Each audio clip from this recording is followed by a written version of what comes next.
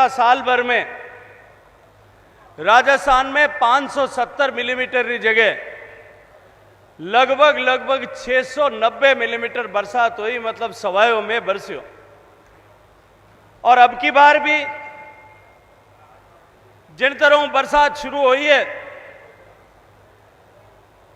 अब की बार भी जून रा महीना तक राजस्थान रो जो एवरेज है उन 28% ज्यादा बरसात अब की बार राजस्थान में होगी अब तक। आज मैंने लागे और मुख्यमंत्री जी रो पग फेरो आपने इन शेरगढ़ शेर दरा पर होयो है, तो अठों लेर बाड़मेर मुख्यमंत्री जी अठे पधारिया है। मने लागे हम 24 घंटा 48 घंटा हो जिते खड़लाट में एक बार अपन अठे पैर बरस जाए।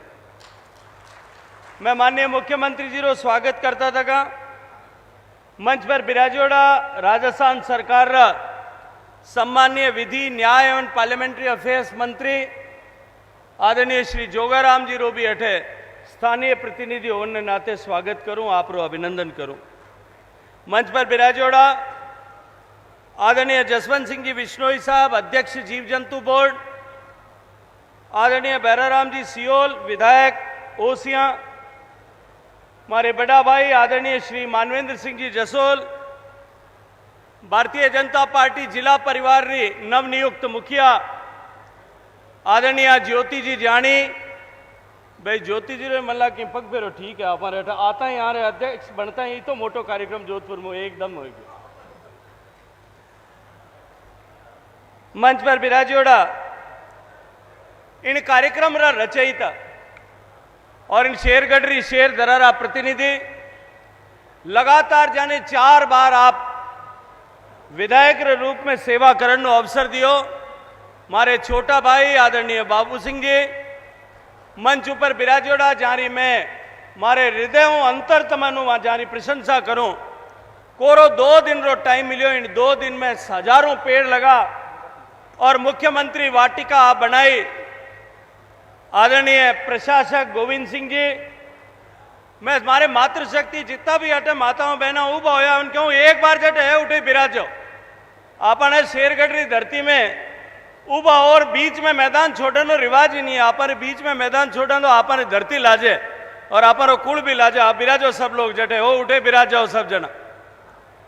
मंच पर बिराजोड़ा भारतीय जनता पार्टी रा वरिष्ठ नेता, इन देवतुल्य सभा में पधारेड़ा सभी जनप्रतिनिधि, भारतीय जनता पार्टी रा सारा दायित्ववान कार्यकर्ता और दूर दराज शेरगढ़ क्षेत्र में पधारेड़ा मारे पिता तुल्य बुजुर्ग, युवा साथियों, कार्यकर्ता बंधुओं, मातृशक्ति पत्रकारों, मैं खूब सारो अभिनंदन करूं आदरणीय बाबू सिंह जी रो क्यों जलसो आज आपने इन शेरगढ़ में आप आज आयोजित करियो।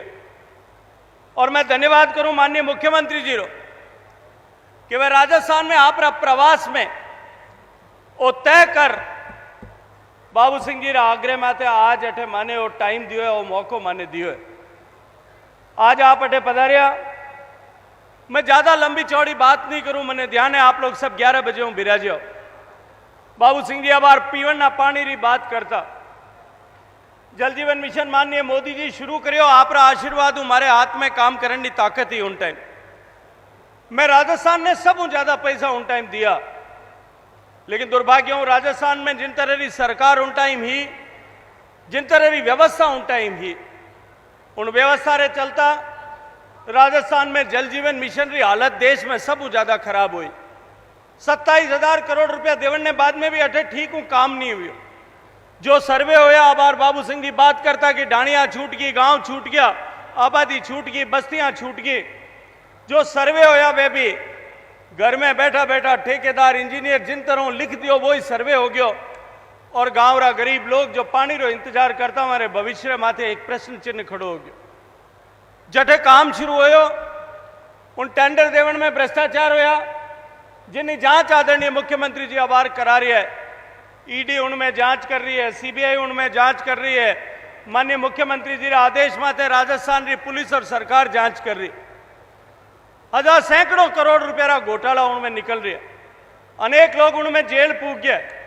मैं चुनाव रे टाइम जब आप लोगों ने बीच में आयो जब भी आप बात करी कि पानी दो चीज रो आपने भरोसा और विश्वास दिलाओ, टाइम लाग जाए पानी भी पूगी और पानी में घोटालो करने वाला जेल भी जाए, जो आप आज सामी है। मैं मुख्यमंत्री जी ने इन न्याय करने वास्ते बहुत सारो धन्यवाद करूं।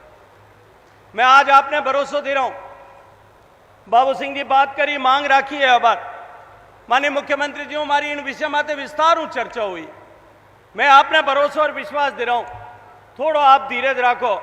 आपरे हर गांव हर घर तक पानी पहुंचाने जिम्मेदारी नरेंद्र मोदी जी री लियोड़ी है। हर घर तक पानी पहुंचा में लोग आप रहे काम पूरा कर। जल जीवन मिशन रे साथे साथे माननीय प्रधानमंत्री जी रे नेतृत्व में देश रा गरीब आदमी रा जीवन में परिवर्तन लाने वास्ते, सामान्य मानवी रे सहूलियत देने वास्ते अनेक तरह की योजना प्रारंभ हुई। आज घर घर तक बिजली पहुंची, गरीब रे घर बनिया, गरीब रे घर में शौचालय बनिया, गरीब रे घर तक गैस रो चूल्हो पहुंचो, गरीब रे घर में बैंक रो खातो आयो, गांव गांव तक सड़कें बननी शुरू हुई। आज उनको प्रभाव है। अबारी दुनिया री एक संस्था इंटरनेशनल लेबर ऑर्गेनाइजेशन ILO वे आंकड़ा जारी करिए 2014 में जब मोदी जी ने आप लोग प्रधानमंत्री बनाया उन टाइम देश में केवल 14 करोड़ लोग एड़ा जाने सामाजिक सुरक्षा रो कोई न कोई तरीका रो लाभ राजरी सहायता रो मिलतो। आज इन देश में दुनिया इन बात में स्वीकार कर रही। किसान सम्मान निधि रे रूप में, गरीब ने पेंशन रे रूप में, सामान्य मानवी ने BPL रा अनाज रे रूप में, अंत जो है आयुष्मान भारत योजना रे माध्यमों इलाज रे खर्चा रे रूप में देश री सरकार री प्रदेश री सरकार री अलग अलग योजनाओं इन भारत में 94 करोड़ लोगों ने आज जो है वो कोई न कोई तरह की सोशल सिक्योरिटी सामाजिक सुरक्षा योजना रो लाभ मिल रहा। और पूरी दुनिया में भारत आज आप लोगों का आशीर्वाद हूं, माननीय मोदी जी री बनेड़ी सरकार रे चलता पूरी दुनिया में 1 नंबर पर आपनो भारत आज पहुंच गयो। आप सब देखियो किन तरह भारत रो मान और सम्मान आप लोगों का आशीर्वाद हूं चुनी जोड़ी माननीय मोदी जी री सरकार बनायो, किन तरह भारत रो मान और सम्मान बढ़ायो। अब आर पहलगाम में घटना हुई, निर्दोष लोगों ने आतंकवादी मार दिया, लेकिन इस शेरगढ़ री शेरधरा में मैं उन दिन अठे पोखरण में, जैसलमेर में, बाड़मेर में प्रवास करियो, बॉर्डर पर हो ऑपरेशन सिंदूर रे टाइम और उनने बादरा मौका ऊपर मैं देख तो जिन तरह लोग टेलीफोन करता, लोगों में जबरदस्त उत्साह हो। और सीएम साहब जब लोग अठे सुनियो मुख्यमंत्री जी, ओ जोगाराम जी थोड़ी शांति। मुख्यमंत्री जी जिस दिन ऑपरेशन सिंदूर हो रहा था और ऑपरेशन सिंदूर के बाद में जब बॉर्डर पर तनाव हुआ था, इस जैसलमेर, बाड़मेर और शेरगढ़ की धरती के सपूत पूरी ताकत के साथ में मूंछों पे बट दे के तैयार हो गए थे कि हम देश की सीमा पे जाने के लिए तैयार। ये जो हजारों लोग यहाँ बैठे, इनमें अधिकांश लोग कहीं न कहीं सैनिक पृष्ठभूमि के हैं। उन सब लोगों का जोश और उत्साह देखने को बनता।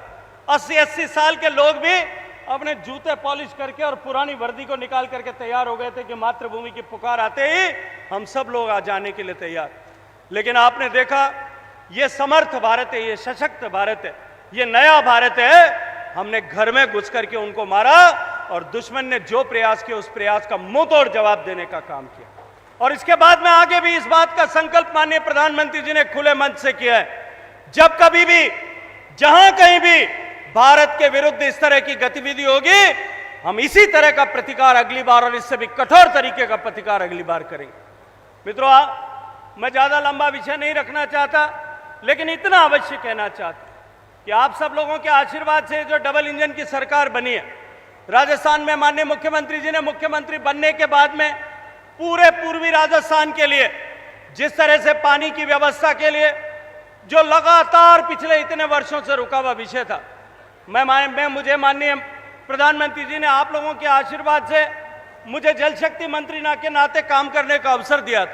हमने ईस्टर्न राजस्थान कैनाल प्रोजेक्ट, माननीय मुख्यमंत्री जी भागीरथ के रूप में बने, हमने eastern Rajasthan canal project sanction किया।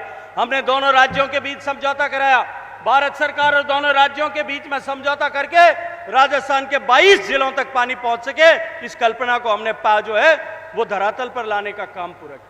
इसी के साथ साथ में पूरी शेखावाटी में जो हरियाणा से पानी ला करके वहां की व्यवस्था का काम किया। मैं आज आप सबके सामने ये विषय इसलिए रख रहा हूं, ये बाबू सिंह जी और बैराराम जी ये दोनों बैठे, पिछले 6 महीने से ये लोग चिट्ठी लिख रहे थे कि WRCP राजस्थान में बननी चाहिए।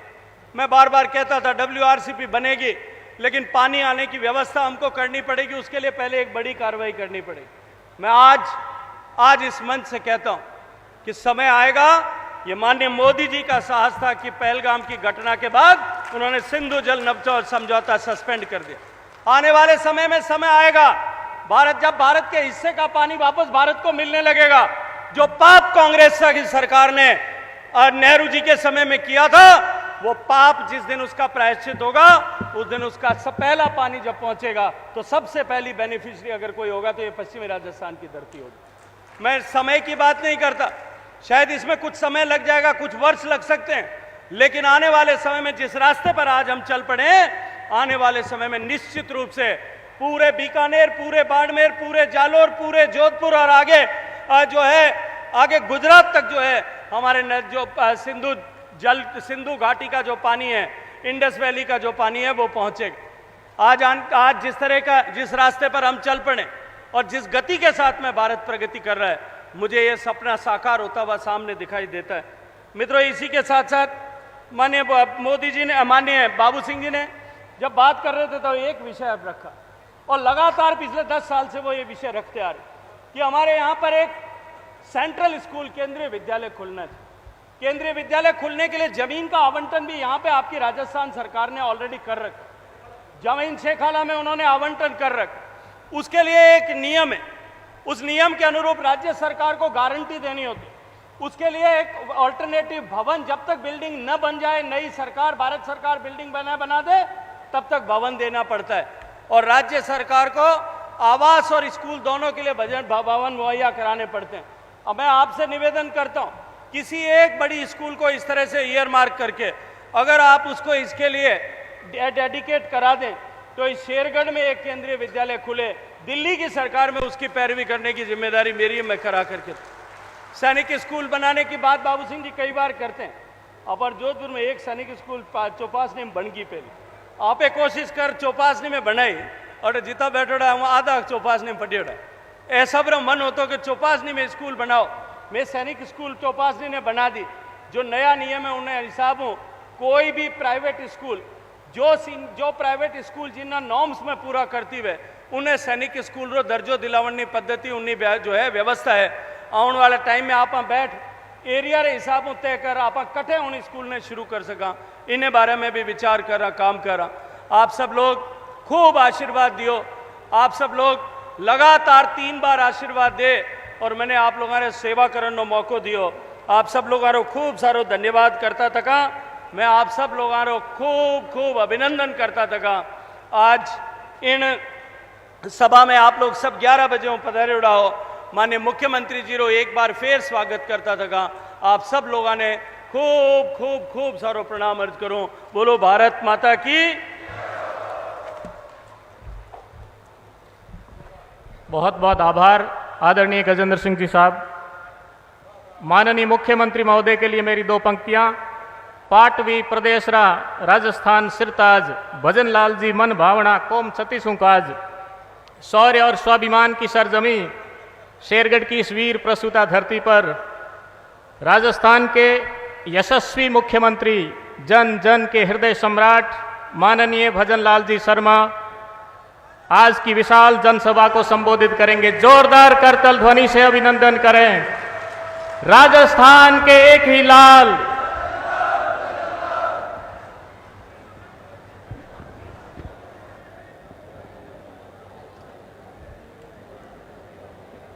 बोलिए भारत माता की। अरे भाई, ये शेरगढ़ की आवाज थोड़ी ही है, ये शेरगढ़ की आवाज नहीं है। दोनों हाथों की मुट्ठी बीच करके बोलेंगे भारत माता की। अरे पंजा मत दिखाइए भाई, इस पंजे ने ही तो इस देश को और प्रदेश को बर्बाद किया है। इसलिए मैं कह रहा हूं, हनुमान जी की मुष्टिका बांधिए, हनुमान जी की मुष्टिका। बोलिए भारत माता की, भारत माता की। नांगड़ेचिया माता जी की, गाजड़ा माता जी की, आशापुरा माता जी की, बाबा रामदेव जी की, वीर तेजा जी की, बाबूजी महाराज की, जम्बेश्वर भगवान की, धौलिया धनी की, आप सभी की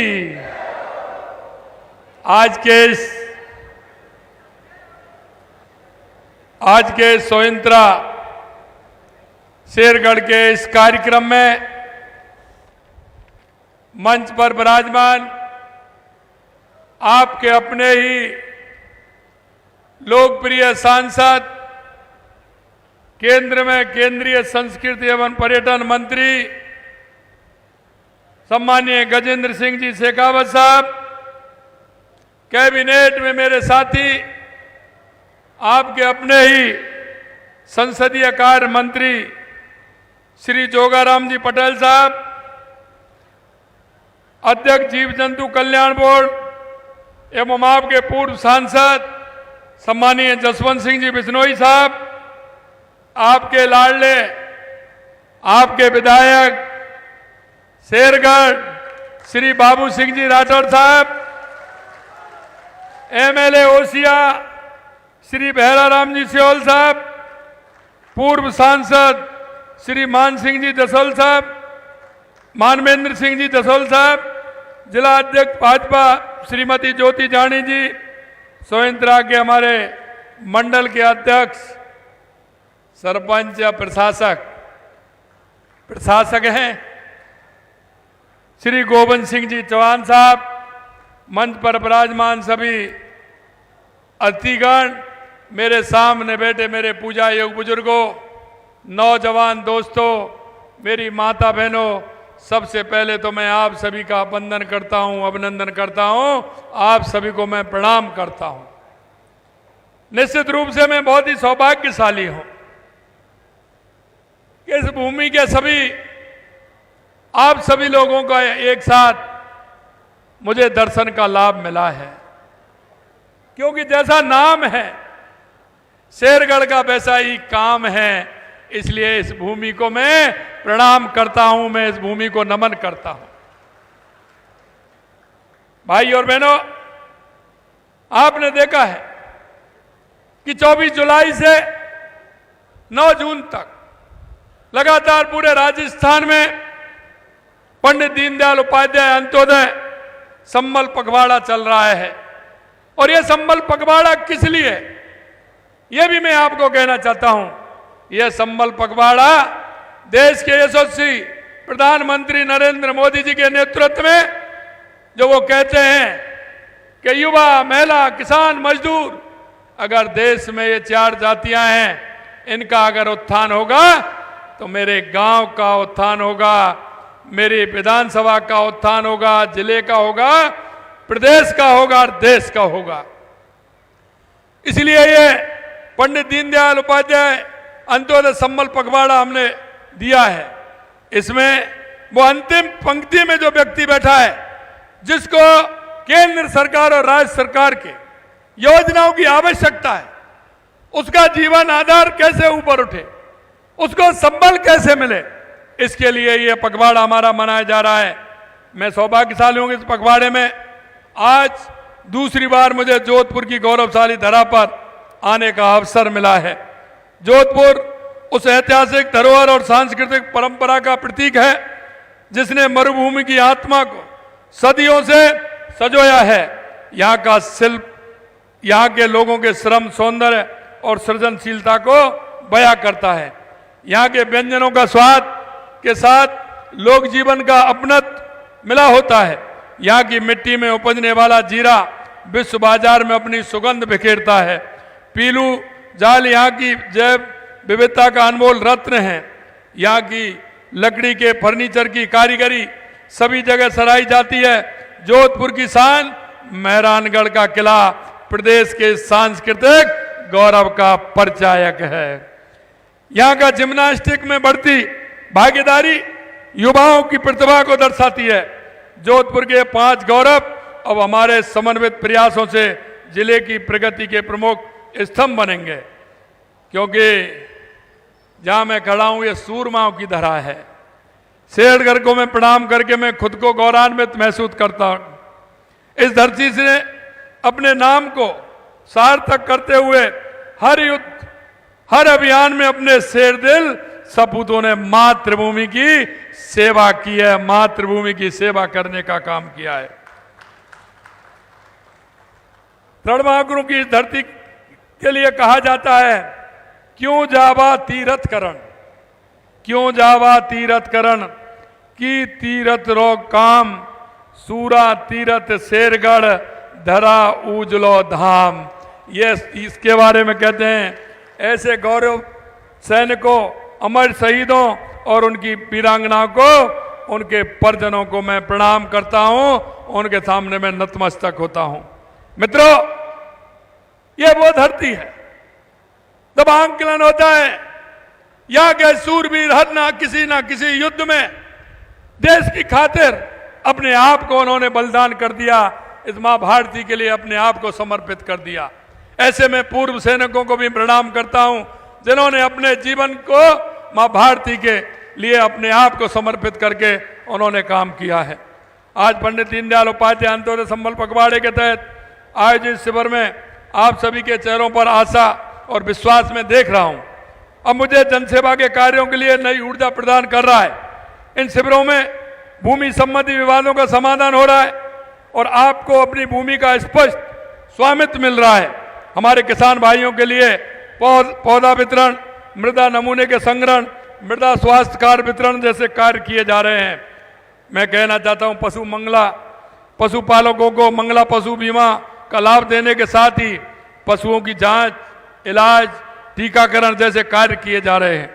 आयुष्मान कार्ड वितरण कर मुफ्त स्वास्थ्य सेवाएं सुलभ कराने के लिए व्यवस्था की जा रही है।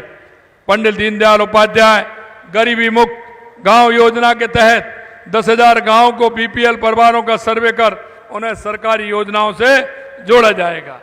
मैं आपसे एक निवेदन करना चाहता हूं, कांग्रेस ने हमेशा गरीबी हटाओ का नारा दिया था, लेकिन कभी भी गरीबी से उसका वास्ता नहीं रहा, गरीबों से वास्ता नहीं रहा। अगर गरीबी की परिभाषा बदलने का काम किया तो देश के यशस्वी प्रधानमंत्री नरेंद्र मोदी जी ने किया है। मित्रों, मैं आपसे कहना चाहता हूं, 2014 के बाद आपने देश में, प्रदेश में परिवर्तन देखा होगा। परिवर्तन भी वो देखा होगा कि जो गरीब कल्याण की योजनाएं आज धरातल पर पहुंच रही हैं। अगर दिल्ली से 1 रुपया आता है तो पूरा 1 रुपया पहुंच रहा है, 100 रुपये आते हैं तो उसको व्यक्ति को 100 रुपये पहुंच रहे हैं। नहीं तो आपने देखा, ये कांग्रेस के लोग कहते थे हम जब 100 रुपया भेजते हैं तो गांव तक, अंतिम पंक्ति के व्यक्ति तक 15 रुपये जाते थे, मात्र 15 रुपये जाते थे। आपको उसका पूरा लाभ मिल रहा है। माननीय यशस्वी प्रधानमंत्री जी के नेतृत्व में चाहे हमारी कल्याणकारी योजनाएं हो, चाहे हमारे विकास की योजनाएं हो, चाहे हमारे देश में आतंकवाद, नक्सलवाद का खात्मा हो, या दुनिया में बढ़ता हुआ इस मां भारती का गौरव हो, जिस तरह से दुनिया में भारत का गौरव बढ़ा है। इसलिए मैं आपसे कहना चाहता हूं कि लगातार हमारी सरकार इस कार्य को कर रही है। यह दृश्य हमारी सरकार की कल्याणकारी प्रति गहरी प्रतिबद्धता और संवेदनशीलता का जीवन प्रमाण है। यह बदलते राजस्थान की तस्वीर है, जिसमें शासन और प्रशासन आमजन के द्वार और समाज की अंतिम पंक्ति में खड़े अग्र व्यक्ति के पास आगे लाने का काम हम कर रहे हैं। हमने कहा था हम 5,000 गांव को गरीबी मुक्त गांव बनाएंगे। हमने उन 5,000 गांवों को लिया है जो बीपीएल मुक्त कर रहे हैं, गरीबी मुक्त कर रहे हैं, लेकिन इन अभियान के माध्यम से 10,000 गांव की सर्वे भी हम करा रहे हैं कि आने वाले समय में उन गांवों को भी बीपीएल मुक्त किया जाएगा। और बीपीएल मुक्त ऐसे नहीं किया जाएगा।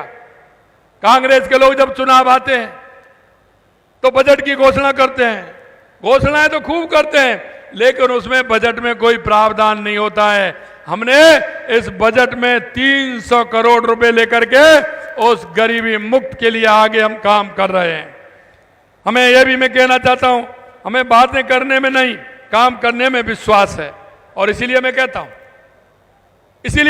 हूं जब हम 15 दिसंबर 2023 को सरकार में आए थे, हमारे सभी सीनियर लोग बैठे, हमने देखा कि राजस्थान की सबसे बड़ी आवश्यकता क्या है। जिससे कि हम रोड मैप बना करके उस पर लगातार हम काम करें। हमने देखा सबसे पहले आवश्यकता है राजस्थान को पानी की। अगर राजस्थान के अंदर पानी होगा, हमारे किसान को पानी मिलेगा, पीने का पानी मिलेगा, उद्योग को पानी मिलेगा, तो हमारा राजस्थान एक उत्कृष्ट राजस्थान बनेगा। पानी की समस्या से हमको समाधान होगा और पानी की हमारे जितनी जरूरत है उस जरूरत को हम पूरा करेंगे।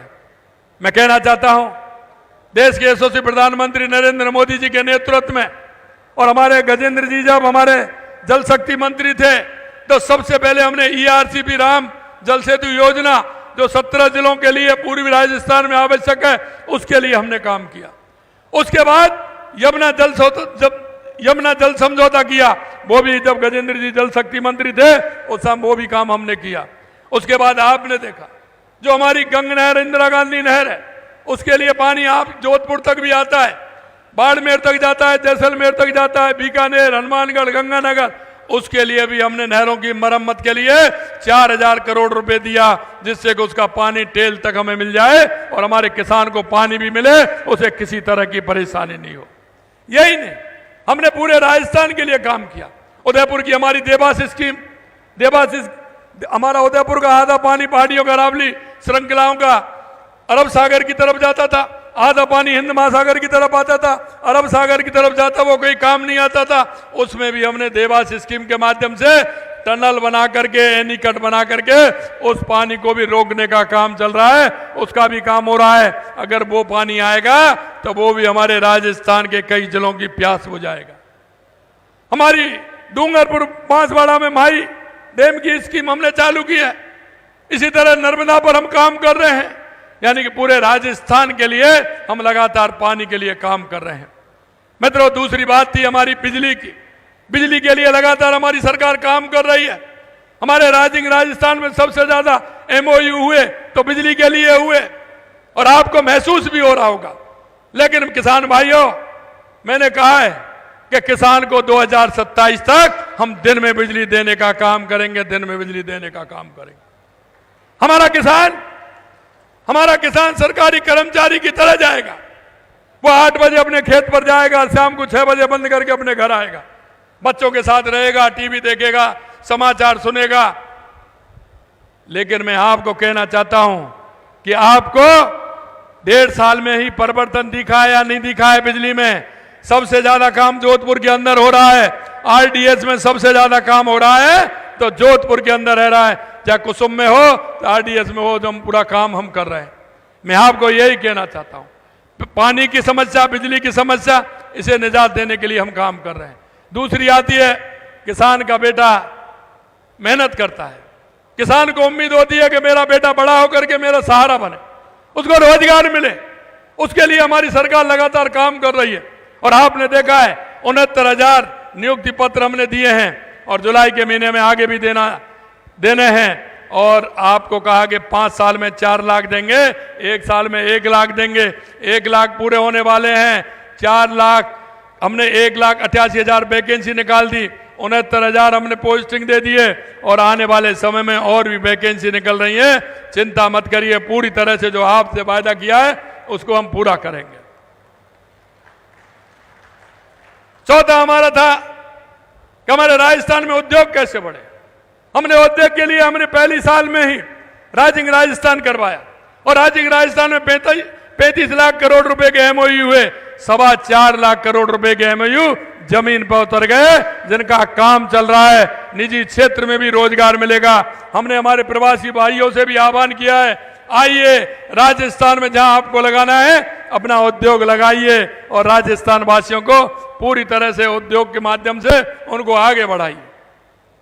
एक बार इस मंच के माध्यम से मैं उन सभी प्रवासी भाइयों को भी धन्यवाद देना चाहता हूं और भी हमारे आपके बीच के भाई हैं जो सूरत में रहते हैं, अहमदाबाद में रहते हैं, बॉम्बे में रहते हैं, हैदराबाद में रहते हैं, कलकत्ता में रहते हैं। उन भाइयों ने हमको कितना बड़ा सहयोग दिया है। उन्होंने कहा है कि कर्म भूमि से मातृभूमि तक जल संचय के लिए वो काम कर रहे हैं, उनकी मशीनें चल रही हैं। आपने देखा जोधपुर के अंदर भी मशीन चल रही है, बाड़मेर के अंदर भी है, जैसलमेर के अंदर भी है, पाली के अंदर भी है, सीकर झुंझुनू तक सभी जगह मशीनें चल रही हैं। उन लोगों को पानी की वर्षा का पानी को रोक करके उनको जमीन में डालने का काम कर रहे हैं, जिससे कि हमारा पर्यावरण भी ठीक होगा। हमारे देश के यशस्वी प्रधानमंत्री नरेंद्र मोदी जी कहते हैं कि पर्यावरण के लिए एक पेड़ मां के नाम। मैं आपसे भी अनुरोध करना चाहता हूं, बारिश का समय एक पेड़ मां के नाम अवश्य लगाएं और अपने मां के जीवन को साधने का काम करें। उसे मां जहां आप जाएं, माता की तस्वीर आपको दिखे, माता की याद आए, एक पेड़ मां के नाम जरूर अवश्य लगाने का काम आप करेंगे। लगातार हमारी सरकार काम कर रही है, अन्य कई विषय जिन पे हमारी सरकार काम कर रही है।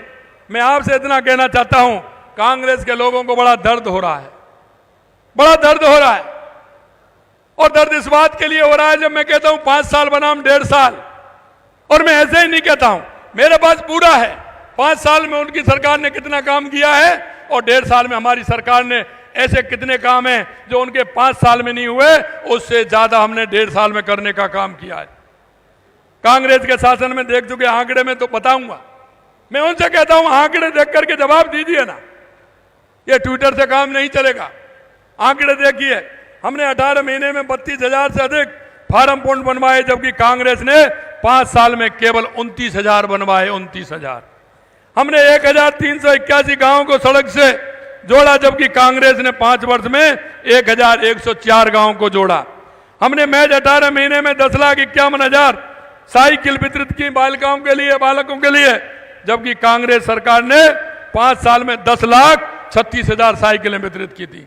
हमने बिजली उत्पादन में क्षमता में 4,270 मेगावाट की वृद्धि की, जबकि गत सरकार में 5 वर्षों में 3,948 मेगावाट बढ़ा पाए। वो उनके समय प्रदेशवासियों घंटों बिजली की समस्या झेलनी पड़ती थी।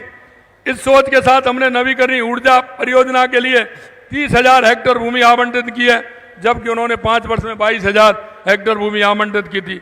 हमने 3 लाख लोगों को कौशल प्रशिक्षण दिया, जबकि कांग्रेस ने 5 साल में केवल 2,35,000 को प्रशिक्षण देने का काम किया।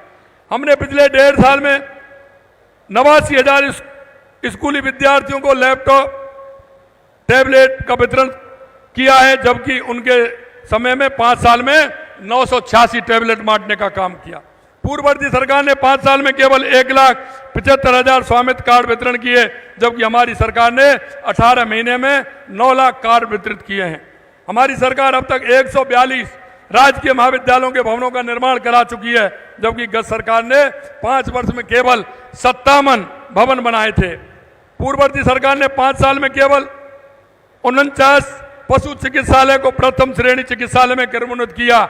हमने 1.5 साल में 55 पशु चिकित्सालय क्रमोन्नत किए हैं।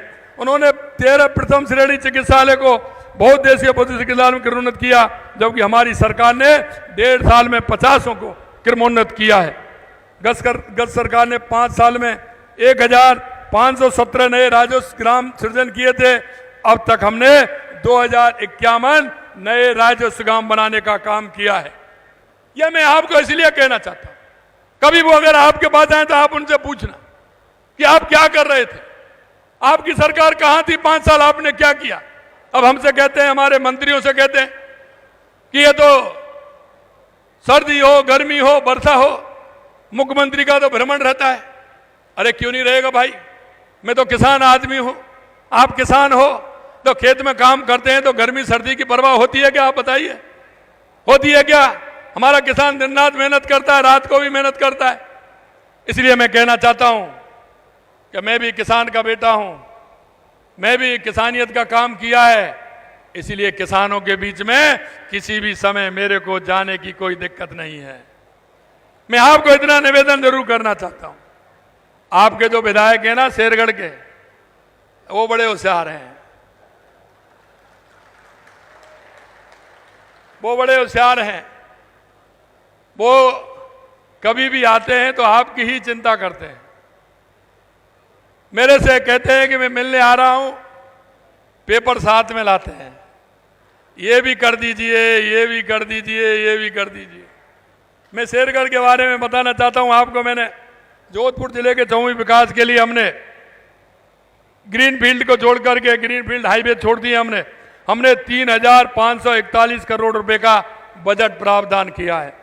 शेरगढ़ में अनुसूचित जनजाति छात्रावास खोलेंगे, सेखाला के कैतुकला के प्राथमिक स्वास्थ्य केंद्रों को सामुदायिक स्वास्थ्य केंद्रों में क्रमोन्नत कर दिया है। खुडियाला में 132 केवी जीएसएस स्थापित करने हेतु भूमि आवंटित कर दी है। बालेसर में 220 केवी जीएसएस के निर्माण के लिए भूमि आवंटित कर दी गई है। नाथडाउ में प्राथमिक स्वास्थ्य केंद्र को सामुदायिक स्वास्थ्य केंद्र में क्रमोन्नत कर दिया। शेरगढ़ में खेल स्टेडियम बनाने के लिए भूमि आवंटित कर दी गई। कानोड़िया प्रोतान में उप स्वास्थ्य केंद्र को प्राथमिक स्वास्थ्य केंद्र में क्रमोन्नत कर दिया। चामू में महाविद्यालय के लिए भूमि आवंटित कर दी गई है। बालेसर में नए कन्या महाविद्यालय के लिए भूमि आवंटित कर दी गई है। और इस तरह के कई रोडों के काम है लगातार दिए हैं। और विधानसभा में अगर बात करें रोडों के लिए और ऐसे भवन जो जीर्ण शीर्ण पड़े उनके लिए 28 करोड़ रुपए विधानसभा कोटे में मैंने बाबू सिंह जी और इन सभी विधायकों को राजस्थान के सभी 28 करोड़ रुपए 1.5 साल में दिया है। मेरे से सभी विधायक कहते हैं कि ये पहली बार मिला है।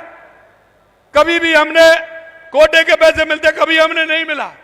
हमने कहा आपको पता है, आपको अपने क्षेत्र का पता है कि आवश्यकता कहां है, आप उस आवश्यकता के हिसाब से आप हमको बना करके दीजिए, एस्टीमेट दीजिए, उस काम को हम पूरा करेंगे।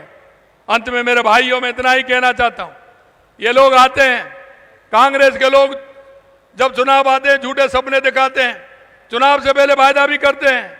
और कुछ तो ऐसे हैं जो अंबर बेल पर टिके हैं, उनका नीचे भी धरातल नहीं है, ऊपर नहीं है। कुछ परजीवी भी है, वो परजीवी भी आपको कभी कभी आ जाते हैं। ऐसे परजीवियों का भी ध्यान रखो। और ऐसे जो लगातार इस प्रदेश के और देश के साथ जिस तरह से उन्होंने किया है, सबसे ज्यादा शासन किया, लेकिन ना गरीब का, ना किसान का, ना मजदूर का, ना युवा का कभी भला नहीं किया। ऐसे ये लोग कांग्रेस के लोग हैं। मैं आपसे अंत में इतना कहना चाहता हूं, हमारा प्रयास है कि समाज का कोई भी व्यक्ति, कोई भी परिवार सरकारी योजनाओं के लाभ से वंचित ना रहे। अंत्योदय की भावना के साथ किए जा रहे कार्यों से हमारा प्रदेश पूरे देश में समावेशी विकास का रोल मॉडल बनेगा। ये कार्य हमारे विकसित राजस्थान के संकल्प को साकार करने में सार्थक और योगदान देगा।